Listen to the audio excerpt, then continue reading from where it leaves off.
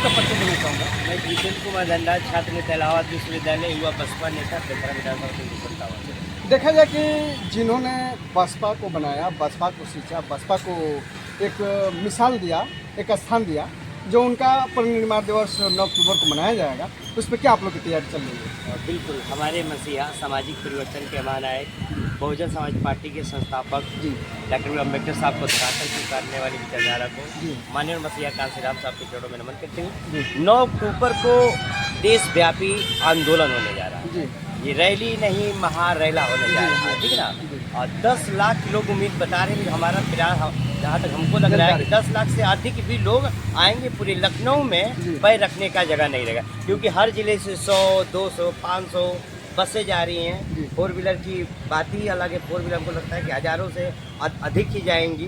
और जो सवारी से, जो बस से, ट्रेन से, मजदूर तबका के लोग हैं, जो उम्मीदों के किरणों से देख रहे हैं, एक रैली एक सामाजिक परिवर्तन की नींव की पुनः ठोकने जा रही है। ये परिनिर्वाण दिवस पे माननीय बहन कुमारी मायावती जी ने कहा कि संकल्प लेंगे 2007 को फिर से 2027 में हम दोहराने जा रहे हैं। देखा जाए कि जो भी विपक्षी सरकारें हैं, लोग सूत्रों द्वारा सूचना मिला है कि वो लोग इस रैली को सफल नहीं होने देंगे। कहाँ तक सत्यता है? अरे वो तो जो ताकतें हैं संविधान विरोधी, वो सदैव षड्यंत्र रचे हैं। लेकिन ये डॉक्टर अम्बेडकर साहब के संविधान को हमारे बहुजन समाज के लोग, दलित समाज के लोग, SC माइनॉरिटी समाज के लोग पढ़ चुके हैं, जाग चुके हैं, क्योंकि उनको पता है कि हम सत्ता फिर से बनाएंगे, नहीं तो संविधान विरोधी लोग फिर से संविधान को ख़त्म करने के लिए। इसीलिए आपने देखा कि लोग वॉल पेंटिंग के द्वारा प्रचार कर रहे हैं, बैनर पोस्टर के माध्यम से, सोशल मीडिया के माध्यम से, यहाँ तक हमारे 4 व्हीलर पे देखें उसके स्टिकर के माध्यम से प्रचार डोर टू डोर जारी है। और 9 अक्टूबर को सभी विरोधियों की चैन, नींद, सुकून सब उड़ गया है कि अब तो बसपा पुरानी रूप में आ चुकी है। देखा जाए कि अभी कुछ सूत्रों द्वारा सूचना मिला है कि तमाम कार्यकर्ता समाजवादी पार्टी के बसपा में विलीन हो रहे हैं, बसपा में आ रहे हैं, यहाँ तक कि आजम खान भी आ रहा है। कहाँ तक सत्यता है? अब देखिए, आजम खान जी का तो मैं कुछ नहीं कर सकता, हमारी मुखिया तय करेंगी। और बाकी इतना जरूर आप खुद देख रहे हैं कि जो बीजेपी से भी निकल रहा है वो बसपा में आ रहा है, जो सपा से भी निकल रहा है वो बसपा में आ रहा है, जो आजाद समाज पार्टी से भी निकल रहा है वो बसपा में आ रहा है। सभी दल को एहसास हो गया है कि बसपा सरकार बनाने जा रही है, क्योंकि बसपा के कार्यकाल को लोगों ने देखा है। बसपा जब सत्ता में रहती है तो कभी जातिवाद, क्षेत्रवाद नहीं कर सकती है। बसपा डॉक्टर अम्बेडकर साहब के संविधान को मानने वाले हैं, इसीलिए सर्व समाज को एक साथ लेके 7 से 12 तक चली और 27 में भी एक साथ लेके चलेंगे। इसलिए सबको पता है कि बसपा आएगी तभी कल्याण होगा। ऐसा कौन चीज़ है कि जो तमाम दल पार्टी के लोग छोड़ करके बसपा ही ज्वाइनिंग करना, ऐसा क्यों?